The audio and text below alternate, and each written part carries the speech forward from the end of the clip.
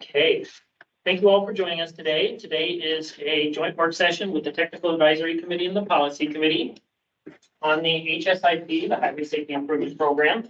Thank you all for joining today. So I just kind of want to go over what the agenda was going to be. Let me turn off this light so immediately you see.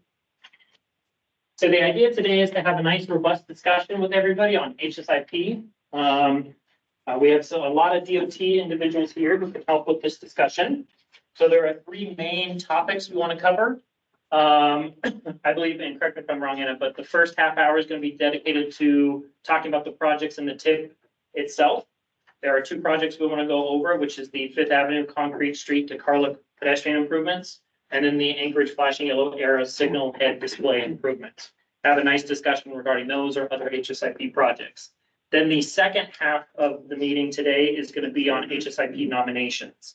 When HSIP nominations are due, do we have any nominations that we would like to submit as AMATS and kind of what the process is? Just a heads up for you, Anna, I have gotten some questions or requests from other people outside of AMATS and how they nominate, what that process looks like. So we'll probably have a discussion on what that is.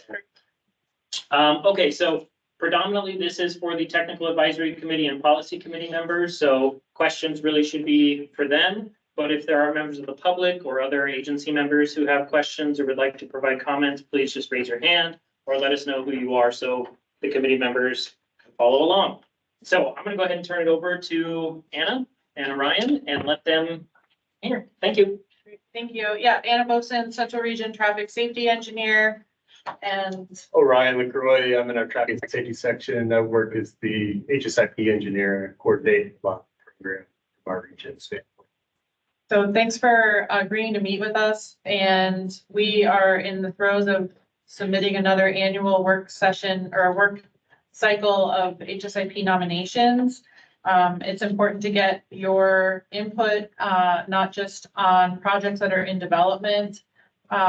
Like Aaron said, we want to talk about two projects and get any comments or questions from you on elements that need to be considered for these projects. But we also really want to dedicate the last half hour, at least of this work session, to talking about the future and future nominations that the policy and technical advisory committees would like us to focus on for this immediate year, as well as the coming year after this July 1 nomination cycle. This is a fast-paced kind of program, very data-driven and kind of reflective or reactive to safety concerns and issues for the whole region. It is a statewide program, so each region submits nominations to headquarters, and there's a prescriptive process. You should have received a copy of our HSIP handbook, as well as a link to the website. It goes through a lot of the process in a flow chart there. It has dates and requirements of submissions. I've shared it with you so that you can have it for reference after this meeting. I'm gonna hand it over to Orion to kind of give an overview on the process. And then we can talk first about the first project and get to your kind of overall sense of what you'd like us to look at further for that project. So Orion, you want to talk about the process? Yeah, thank you. To kind of boil the whole program down into a couple of minutes, it's a data-driven program, as Anna said, with the intent of targeting fatal and serious injury crashes. There is no central region allocation or Anchorage-wide allocation for these funds. All of the projects that get nominated compete amongst each other for a statewide funding. And as a result, we really have to focus on projects that have a favorable benefit cost from a crash reduction standpoint. The benefits in that equation are the crash reduction of crashes associated with hierarchical values for different severities, and the costs of which are the capital costs of that improvement and the increased maintenance costs. So all of these elements get plugged into a funding formula worksheet.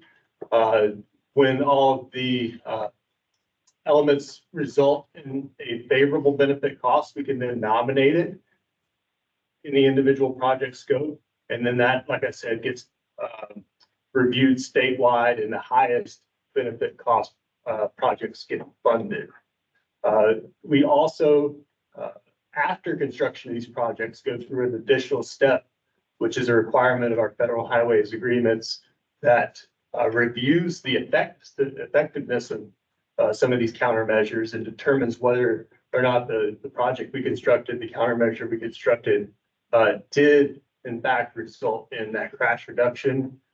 Not all projects do, but in my time here and reviewing our history charts, we've actually found that a lot of the projects we constructed under this program, both inside and outside of AMATS, have had a greater crash reduction than we anticipated going into it. So a separate level of check that we do after the projects have been completed to make sure that we're dedicating these funds in the right direction.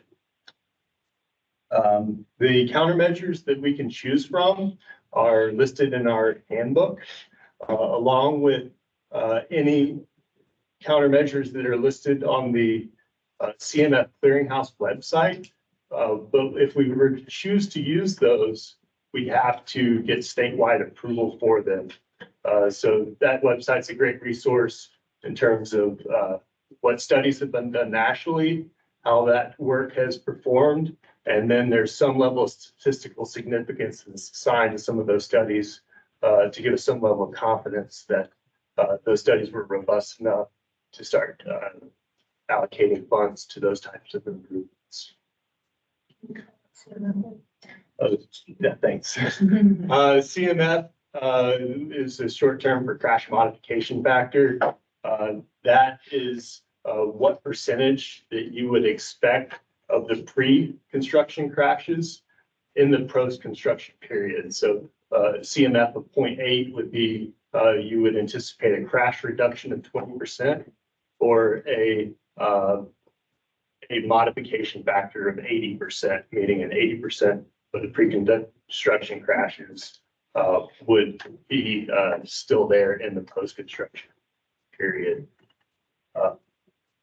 Anything else? And the CMF Clearinghouse that you referred to is an FHWA, so Federal Highway Administration website that houses all of these approved, research, data-driven countermeasures for the program to select from. And then the final element of what I wanted to cover in a brief amount of time was the screening process. Annually, as a requirement of this program, we screen all of our roadway networks by segment, and we kind of boil those down to the highest crash concentration areas. And then our focus then from our planning perspective is to drill down into those areas, start to look at the individual characteristics and circumstances of the crashes, and then consider countermeasures that address very specifically what's going on in terms of the crash challenge at each site. And so the segmented list is something we produce annually and submit it with the program. We also, outside of our requirements, every few years do intersection lists for non-signalized intersections. We do kind of specialty users like pet bike, crash screenings, as well as moose, which applies a little bit more so outside of AMATS, although there are certainly some roadways in the AMATS area that have moose crash challenges. And so based on that list, we get into the details of what's going on and then look at countermeasures. So our nomination process is fairly involved. It requires a very specific review of the site, a benefit cost formula, and then a proposed scope that we really have to stick pretty closely to through the project development process. So we'll pause if there's any questions on the process. We can also, maybe some questions might come up later too, so happy to wait. Any members, yeah. Are those road segments all throughout Anchorage, not just the city jurisdictional roads? Right. All. All public roads, yeah. Thank you. Yep, HSIP funding can be spent on any, public roadway. All right, so we'll jump. And I have a question. So is the DOT annual screening, is that only for DOT roads? Do you do all public roads when you do that screening? That's correct. And is there a map that you have that you generate that shows kind of the results of that? We don't generate maps, that's not possible. It requires resources. And so we develop lists, and those lists we typically adjudicate based on ongoing work on that corridor or recently completed work to give us some level of indication that we have active things addressing some of the challenges on these higher roadways. For locations in which we don't have adjudications, those are the ones we really want to hone in on and see what the challenges are and what we can do from an HSIP perspective. Brandon Telford, evening. I have a question about the price reduction factor cost ratio. Is that mandated by a federal program that you use that metric, or is it something the state selected to use? The federal program gives some flexibility to the way the states develop their metrics. So our metric is developed at a statewide basis, and all of the regions submit projects using that same benefit cost metric and formulas. The piece that the crash reduction factor kind of leaves out is the energy piece. You can for instance, like a intersection improvement, you wouldn't necessarily select a roundabout as a crash reducing factor benefit for an intersection improvement. But you might, because you might ultimately want that improvement because it reduces the energy piece. So I guess follow-up question, is there a potential or a way to introduce energy into the decision-making process? Is that how a project is selected? We could discuss that at the statewide level. I think it would have to be checked against the mission of the program. I'm taking notes, Brandon. Okay. By energy, do you mean Electrical So, like- signal. a vehicle hitting a person? Or speed? Yeah. Oh, that could, Kinetic energy. oh, kinetic energy. I thought you were talking about the maintenance Sorry, burden. yeah, I Okay, should have specified. okay. Speaking to kinetic energy. Okay. Okay, So you might yeah, have, speed differential then.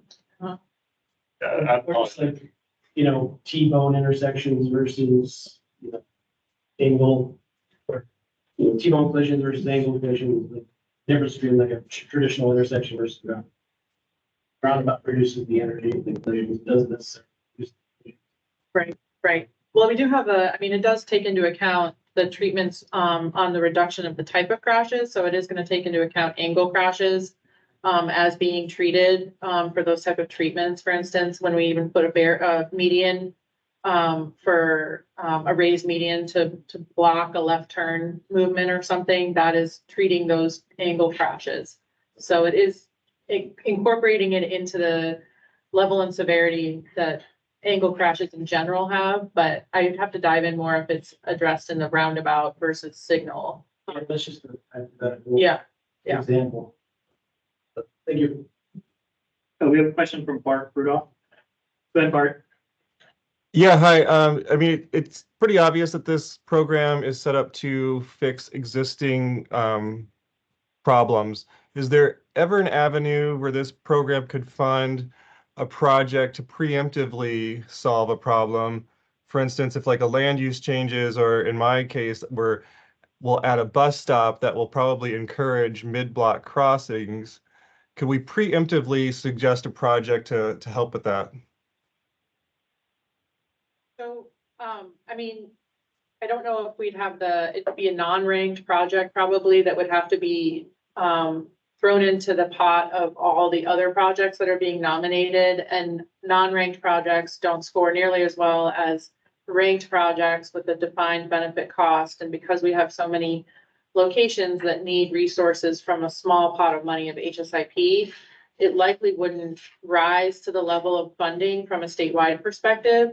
And the program also indicates that regular pavement projects and capital projects should be incorporating safety into them as they're being scoped and developed.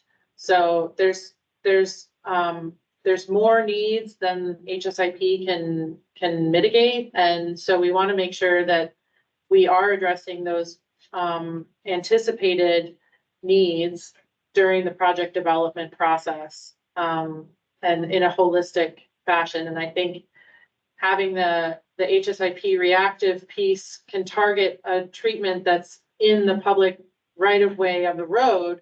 But like you mentioned, the land use around it, this is where we really need to start talking and coordinating our efforts to align with plans, to align with the land use development needs of a community and the circulation, so that we aren't actually having a resulting HSIP project 5 years down the road. So I guess my recommendation would be that we focus on the high screened crash corridors and issues that where there aren't any projects coming in the foreseeable future, so that we can try and mitigate those known issues and then work with our existing planning departments and coordination to address the long-term needs and land use development that we anticipate. Okay, let's go ahead and move on. Yeah. Just to keep us on time. Thank you. So you did receive this as well, and this is a take home, and I believe this was also shared maybe online for folks. So this is a great kind of one-page overview of the AMATS area. So Melinda, you were asking if how the overall program versus AMATS, and this is specific comparison of statewide to AMATS data. So this can help with this discussion here and future discussions as well. We have a column on the right, which is what has been completed already, what's in design. We're here to talk about the third one on the list, the median barrier and pedestrian scale lighting on Fifth Avenue. I've only been in this position less than 2 months, but last week I did do a walk of this area, and I provided Aaron with it was last Friday afternoon. And Aaron, you can share this with the committee members if you want afterwards, but you know, the reason I want to share this is that, again, HSIP is coming in and mitigating within the DOT right of way, but there's a bigger issue with land use, with modes needing to get access to the holiday station to get their basic needs. There's a lot of non-motorized users within this corridor. All the way behind it, we walked to find out where the path is for pedestrians to access this holiday area. And they are walking up from 3rd and 4th Avenue next to the jail, up the hill, and then being let out right at the median. And so then their natural path would be to cross there because that's the shortest distance. But we saw pedestrians out there walking and crossing multiple times, bicyclists and non walking people.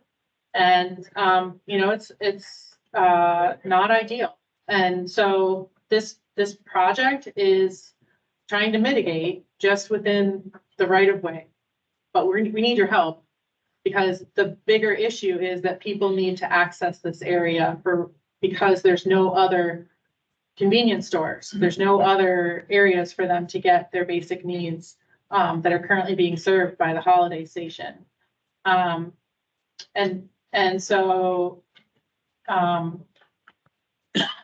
recognizing that we want more lighting, Merrill Field does have some restrictions on that. There's a section of the highway there that doesn't have any lighting because of the restrictions from the airport. And so That's one thing we're hoping to try to mitigate with this. If we can partner with Merrill Field on that to try and find a lighting solution that meets their requirements and meets the pedestrian needs in this area. This location is in the non-motorized plan as a corridor. The Fairview Community Council, I went through the CIP list of several of the community councils, and they recommended a fencing along the municipal parcels there that are Parks Department. That was submitted a couple years ago, so I'm not sure if the Muni has looked into that. But that is part of the discussion about mitigating beyond the DOT right of way. What can we do to make sure that people are getting there safely? So we would like them to be routed towards Carluck Street so that they're crossing at a signalized intersection there.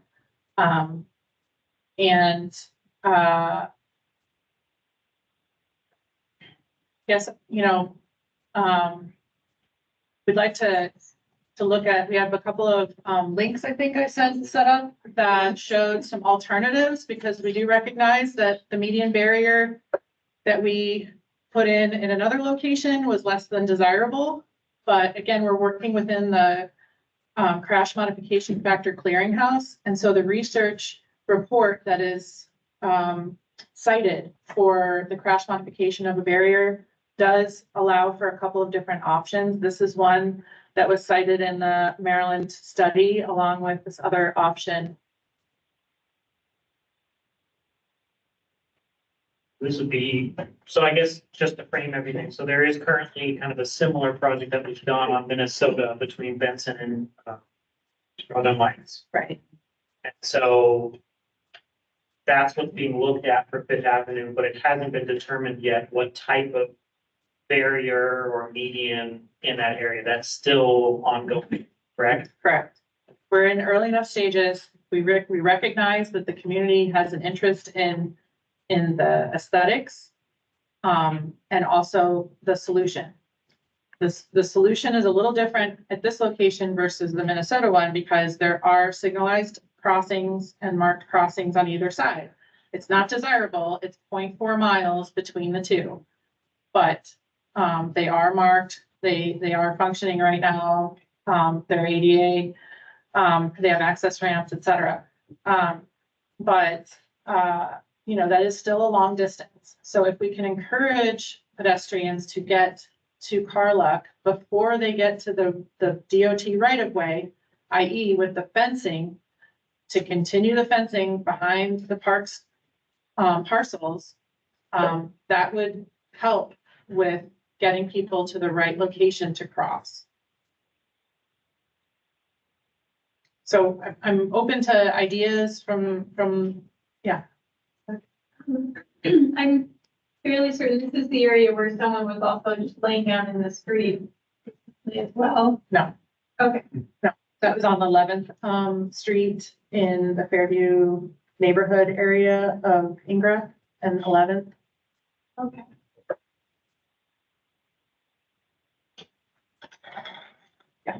Sean Baskey, Highway Design and DOT. So whatever treatment we consider in the middle, I'll just raise the point that I believe when we did Fifth and Sixth the last time, the municipality, I believe, agreed to maintain the vegetation in the middle. And then Parks and Rec didn't feel comfortable maintaining it, so it's just gone into. Yeah. It just grows wild. So if we're really anticipating on putting anything vegetation based, then neither agency, I would believe, be maintaining anything there. So whatever it is, it probably have to be hardscape. Would Chris Johnston, for Community Council, would a different paint pattern on the street make any difference here? To create more awareness that this is a high traffic pedestrian zone, like that cars are going through quickly. I think in some of the university areas, they've got, just a different paint pattern where they're going to likely see a lot of pedestrians. So that even if the pedestrians don't use the crosswalk as needed, you know, or as they should, the drivers have a little bit of extra awareness. We do have some signs out there that warn that this is a pedestrian area. You know, I would say,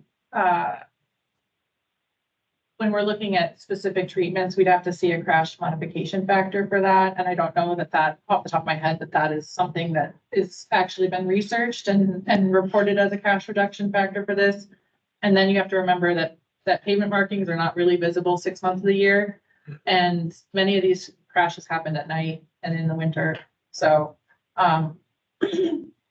really trying to focus and come up with creative solutions to address this. You know, ongoing, you said there have been a couple crashes since this nomination. If I recall correctly, in front of the holiday, there has been very few, but this entire corridor through between Carluck and Airport Heights does have challenges with pedestrians who are just trying to judge gaps getting across the roadway mid-block. And there have been crashes since this nomination has occurred.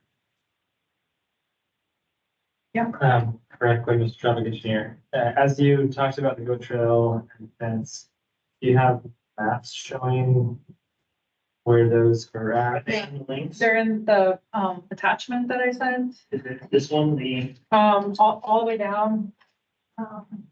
And I guess the question relates to, are you looking for us to provide feedback in this work session on these specific things, or is it more something for us to chew on? Should we dive into this sort of detail now, or was it?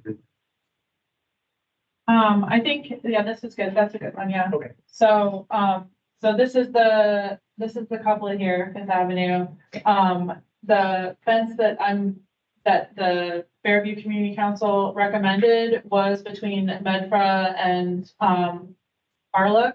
So they essentially are saying to connect, this is the jail, to connect, behind here. These are two MOA, state, parks land. So there's an existing fence that ends basically like right here. And so if you could connect it there, that would get people that much closer. This is pretty steep too, so it might even deter them enough to actually then walk up to Carluck and be stationed at a good spot to get over here. If you scroll down, Aaron, to the back part, or sorry, up, on right, oh, sorry, I went too fast, down. oh, sorry, right here? Right here, yep. So this is the trail, up from Fourth Avenue.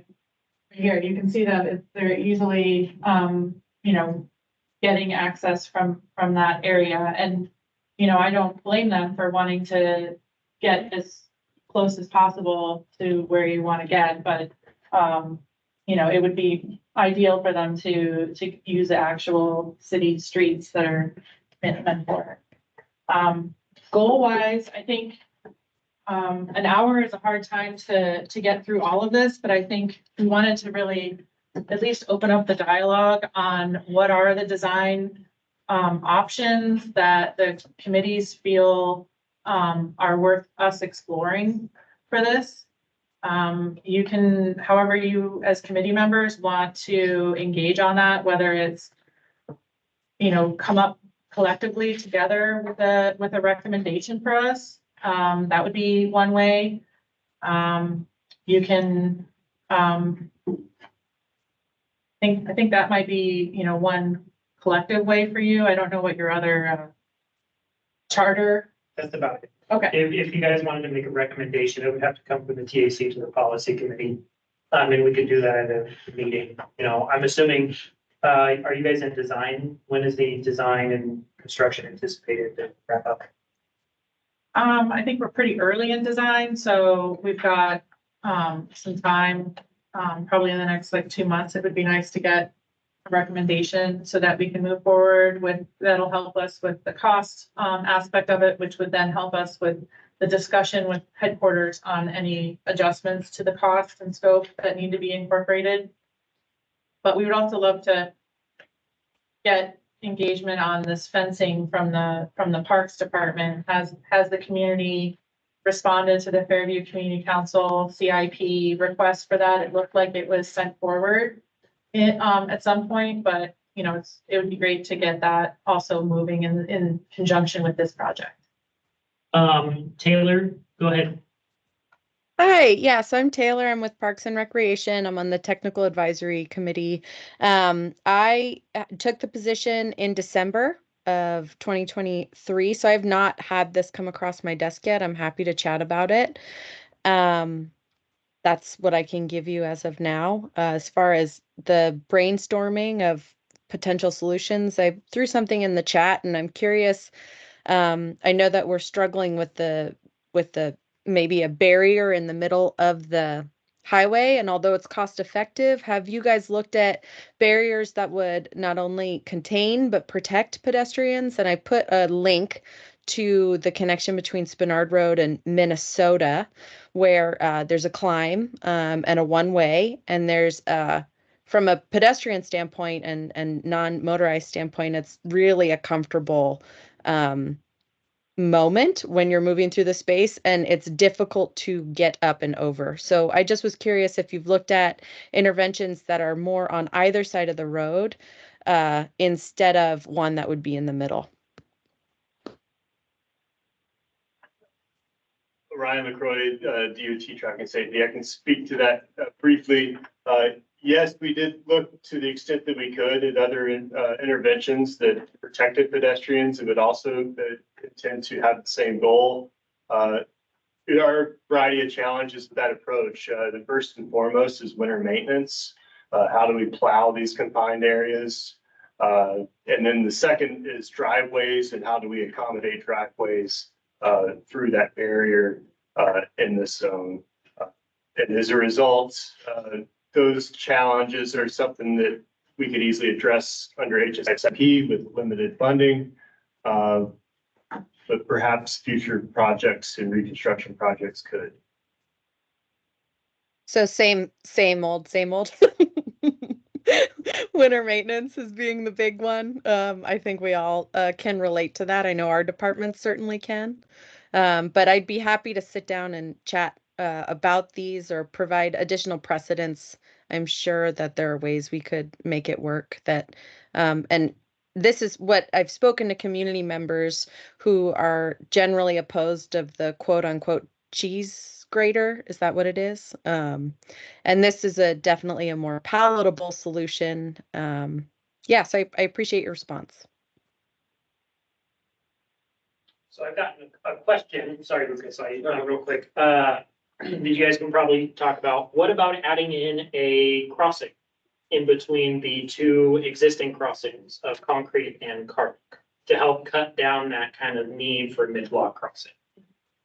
It'd probably be at, I think it's Medbro, which is right at the Holiday Station, is the next platted kind of road area that would naturally kind of, yeah, right there. Yeah. Mhm. So, it's not an ideal spacing from a signals standpoint, but it can certainly be looked at. But another two things to think about is the airfield and the height restrictions there for lighted crosswalks. We need to have it, if we're gonna have a signalized crossing there, it needs to be lighted. And we are gonna have restrictions from the airfield likely for that. And then, if not, if we're able to do that, then we've got to think about maintenance again and work with our city partners, to, see if they're actually amenable to, adding another signal to the, inventory to maintain. And, again, I'll just say, a lot of this is, this restrictions and issues with it is all kind of land use, issues of what the Holiday Station being on the far end of where everybody is trying to get to. Yeah, I was just gonna, I'm sorry, Luke Boland, the DOT pre-construction engineer, was just gonna mention that in terms of schedule, we're looking at this as a late fiscal year 26 obligation, so you wouldn't see construction until the summer of 27. We're also working on getting a public involvement consultant on board so that we can have a good discussion with the community as this moves forward. And as we're, talking about, could we add another crossing there? I think Orca is another thing that we've discussed internally. That would put you right at the gas station, and it might be far enough west of the approach into Merrill. And because I feel like if you did it at Medford, you're still gonna have people making that mid-block crossing to that point, that, that location that they want to get to. So I guess some discussions that we're having internal right now as well. And so there will be that opportunity through public involvement for folks to provide input, but the earlier in the process that you can get us good ideas. Yeah. So it sounds like for this project, we can have probably something in June or July, if the committee members want to bring something forward. So I just want to be aware of time. Did we want to go ahead and move to the next one, the flashing yellow arrow? Yeah, Real quick? we brought that up, just as, a topic because it is one of these kind of combined treatments that are across the city. So there are 27 locations. And so we want to make sure that people are aware of the issue. And if you refer to your spreadsheet here, the number one crash type in Anchorage is pedestrian, and then the next number two crash type are angle crashes. And so this treatment is in response to that. So Ryan, if you want to give any overview on that. Yeah, I don't know if the list that is the scope of the project was disseminated. If not, we can follow up with that. We developed this project in coordination with community signal operations. It is not our first HSIP flashing yellow arrow project in Anchorage. The first one we completed construction in 2017. The flashing yellow arrow is a mitigation or countermeasure that we can use for protected permissive left turns. And what that means is typically, if you're looking at the signal head under the old configuration, it'd be the doghouse 5-section signal heads. And the flashing yellow arrow mitigation is intended to be more clear to the drivers that they are turning across opposing lanes of traffic and they should yield.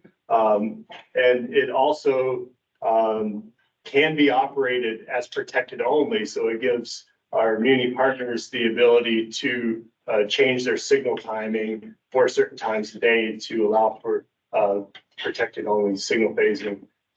When we were looking at opportunities to reduce angle crashes, as Anna mentioned, is our second highest here in the AMATS area.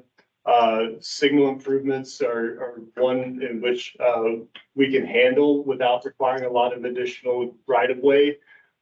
We looked at the list of existing protected permissive signals with the Muni, identified ones with high crash, angle left turning crashes. And then Federal Highways recommends also a systemic approach to some of these countermeasures. So we took our initial list, which was the highest crash locations, and expanded it to other locations which kind of present the same risk factors associated with those crashes. Those are high volume arterial signalized intersections. And so we were able to increase the list to the 27 intersections that are chosen here. And I mentioned that first project, the crash reduction factor for signal head improvements for angle for flashing yellow arrow was minus 30%. Our first project resulted in actual crash reduction of 39%. So we do see this as an effective countermeasure, one that can be implemented pretty quickly and also provides our partners here at the Muni some increased flexibility in terms of timing the signals when it be completed. Any questions on the scope of that? In addition to what I just laid out. I have a question for you. Is that limited to only the flashing yellow arrows, or are there other improvements that can be made at the intersections as well along with those projects? It is limited to the flashing yellow arrows, and to the extent that the work on a particular signal pole impacts curb ramps, it impacts adjacent sidewalk. We can bring all of those elements up to standard and improve it. But the project itself is intended to focus on the installation of flashing yellow arrow. Anything else that quote unquote touches, we can improve up to current standard as well. So what kind of feedback are you looking for from the committees on this project? Just if the locations are correct or? We just wanted to bring it aware from the type of treatment that it's citywide, that you're gonna, may not have caught that part of it, that there's 27 locations. It's gonna be, and that the year, we just kind of wanted it as an FYI kind of sharing of it. And we can send out the locations. Yeah. Meetings, they know where they're, okay. And I think, from the Sean Betsky, highway design, DOT, I think a point there is, we're trying to make sure that we're allocating resources appropriately to these things, whether it's, public engagement, other things. That project in particular, potentially, we're not doing a huge public engagement style kind of work. And so, we've only got so much time and energy, and that's not one that the general public is going to see a lot of us out there, whether it's, especially on a citywide one, probably not going to be going to 20-something community councils to talk to them about a flashing yellow arrow. So, when we're hearing concerns about us not visiting every community to talk about HSIP projects, where some HSIP projects are out there a little bit more than others, obviously, completely different discussion, learn some lessons on the Minnesota wall, but it's not a one-size-fits-all approach to every project. We're not going to be out there talking about that. And these projects have been done, like Orion said, pretty successfully around the city. So it shouldn't be a new treatment that people are unfamiliar with as well. So I concur with Sean on that. So we do have 15 minutes left.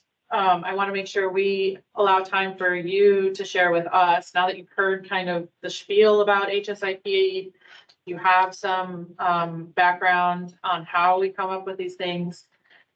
Now or through a memo or action item from the committee would be fine. I do want to say though that there is a July 1 deadline. So we are kind of coming in here hot, wanting your feedback on locations that we should look at, plans we should prioritize to look at from recommendations. We know you have your safety plan that was just approved.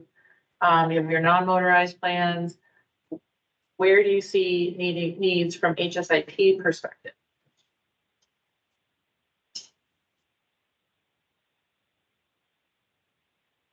Anna, it's Melinda Kohlhaas, PME. One idea is for a project that was, or is potentially receiving a state grant is 100th and Winter Road. I know that's been brought up over the past several years because of the long distance in the crossing and the school-age children. That might be one to take a look at. What do you recommend, a certain treatment that we should look at for that, or what is the ask, I guess? I don't know what the treatment would be, but I have heard that what's expressed is just the long distance of the crossing itself, because there's, to look at everybody at that four-way stop and get a sense of, do I have eye contact? Do I see you? And then who's going? And then just the vulnerability of the pet crossing. One that's come to mind. I don't know, do you know if it's come up on the small intersection screening list yet? It has, and in our discussions in the past with the municipality, the idea of a multi-lane roundabout was considered, and that would be beyond the capabilities of HSIP. But it might be worth, exploring through the planning process, how to incorporate that. And see if there's elements of it that could be, at least from the crash perspective, to support a nomination through the planning process or something. I will say we did look at some CIP lists like I mentioned, I went through several of the community councils already, their requests for needs. I started with, communities that are, mapped by the EPA, disadvantaged or, underserved populations. So I started with the Mountain View Community Council, and Fairview Community Council, Airport Heights, Bernard Road, for their list of requests. One thing was Boundary, Road. There's a school walking route there, for the, Creekside Elementary. And so it just kind of got me thinking more about looking at it from the needs of the communities that are probably most underserved, and to start there.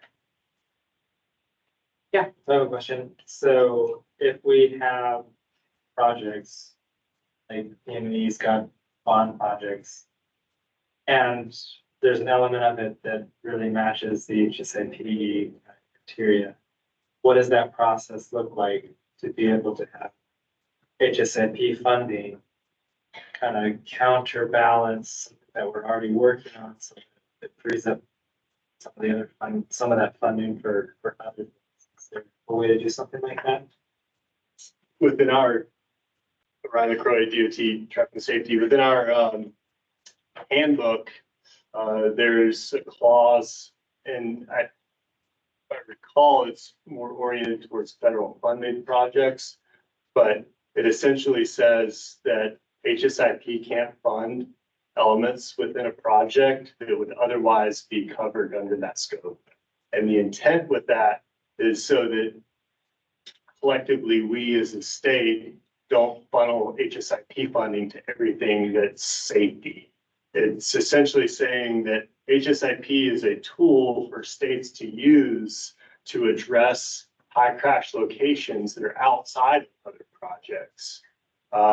And if the project would not have the scope element otherwise associated with it based on the type of project it is, at that point, HSIP can nominate those extra improvements into that scope.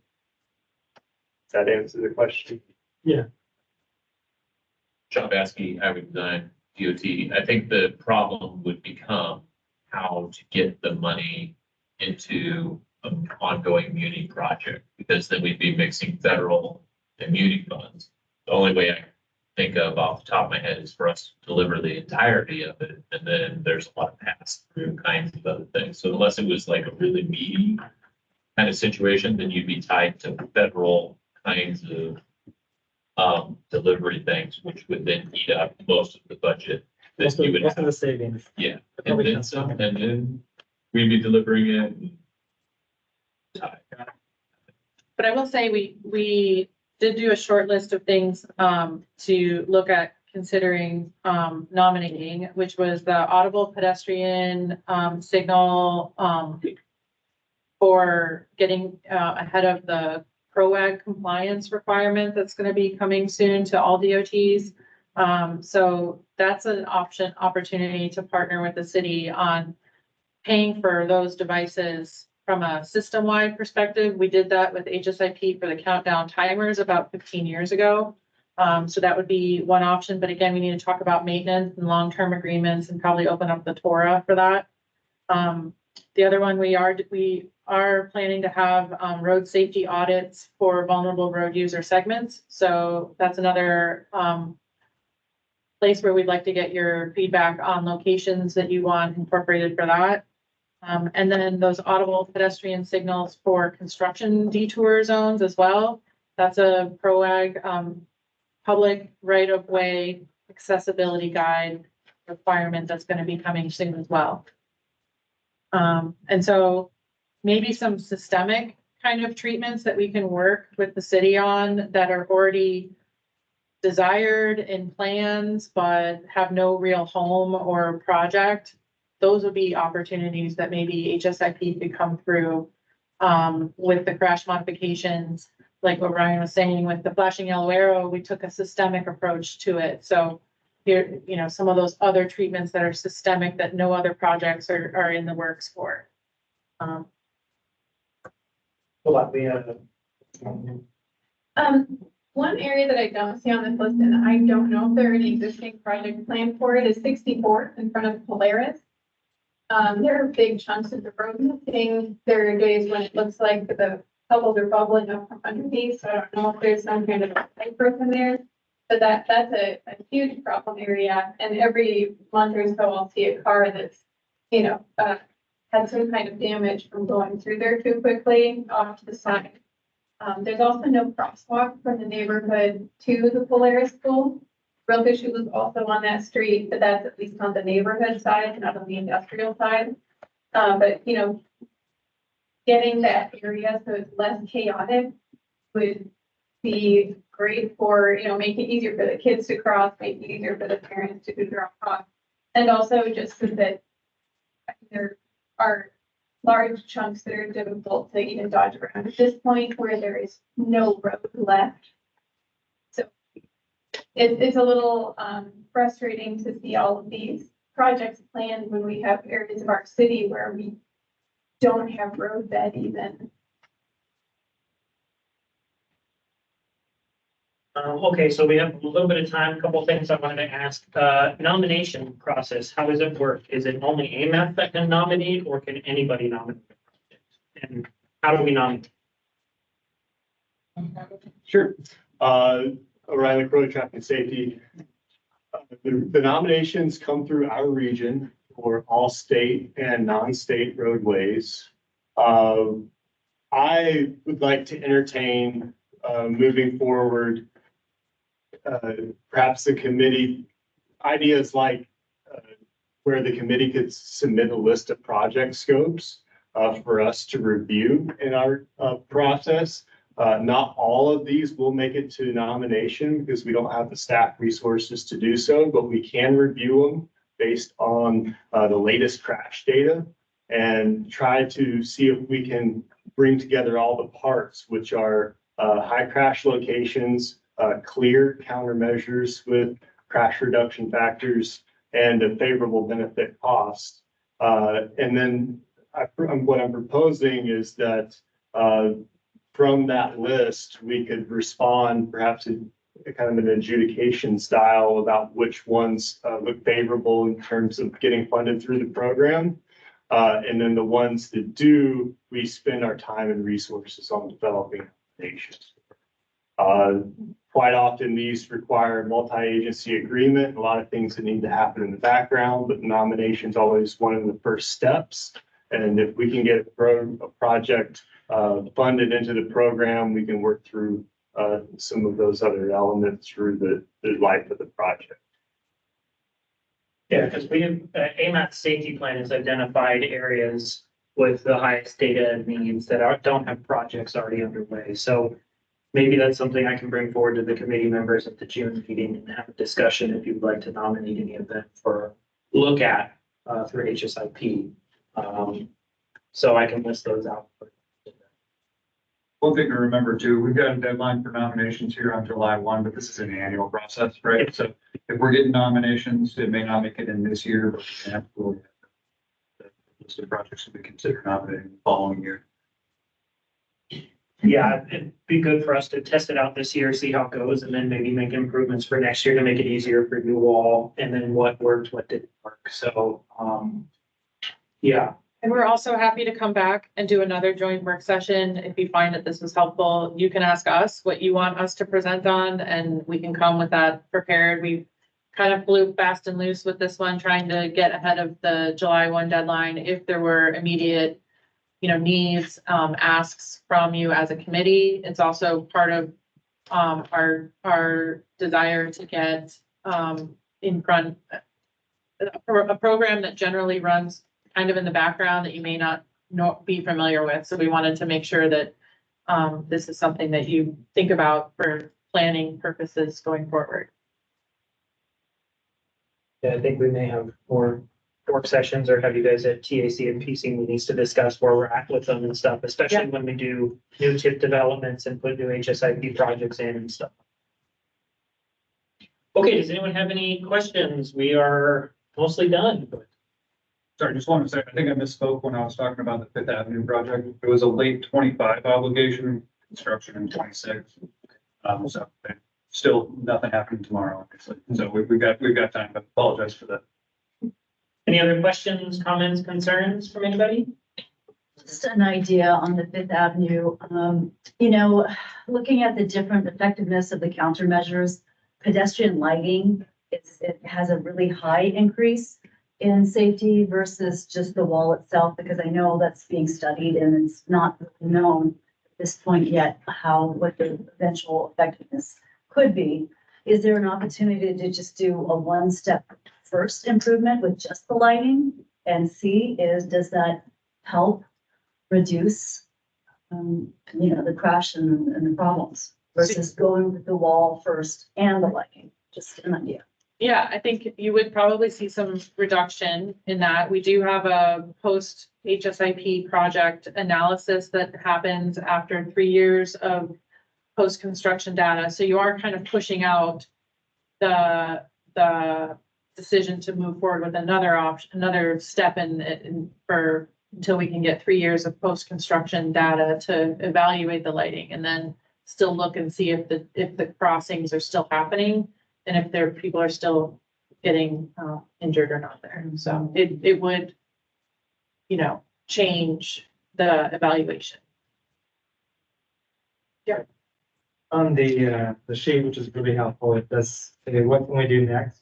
Yeah. List a bunch of items. Does the HSIP program do the road safety audits? Does that need to be nominated?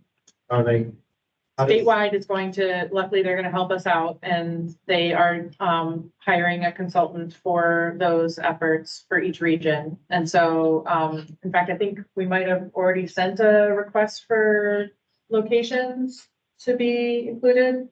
If not, I can send that forward to ask for your comments. And the demonstration's also not part of the HSIP. These are things that can be done to lead up to nominations. Is that? We're looking at, these are kind of things that we're looking to consider nominating. And so the demonstration projects would be a region-wide evaluation of seeing how other treatments work in a community and also an opportunity to collect data on demonstration projects and their effectiveness of crash reduction. Right now, there's no official crash reduction factors in that database. So this is an opportunity to actually feed some crash data results into the national system. And then additionally, we do intend to nominate a vulnerable road user specific road safety audit this year. And we have not finalized those sites yet. We have historical screenings that show us where we think we want to go. But we'd be happy to share our thoughts with the committee and come with some kind of consensus there, under the understanding that we're under a very tight deadline to get this in by July 1st. So NPOs are FY25 for the audits. So we're not this year, but we'll be next year. And it's to give time for MVP to get set up so they can participate, the NPO off that soon, so they can participate as well. So I'll be working with DOT and Golden and get more information for you all as we get closer to FY25. What's the opportunity for others to administer the projects? Once it's receives funding, is it all going to be DOT to administer the projects? Currently with our stewardship and oversight agreement with Federal Highways, that's the case. Okay, any other questions? I don't see anyone online. So just to remind everybody, this meeting is recorded, so we will post it today or tomorrow so people can follow up. Thank you all for joining us for our first kind of work session on HSIP. Thank you for DOT, Anna and Ryan for coming here and presenting on it. I'm sure we'll have more follow-up. Thank you all.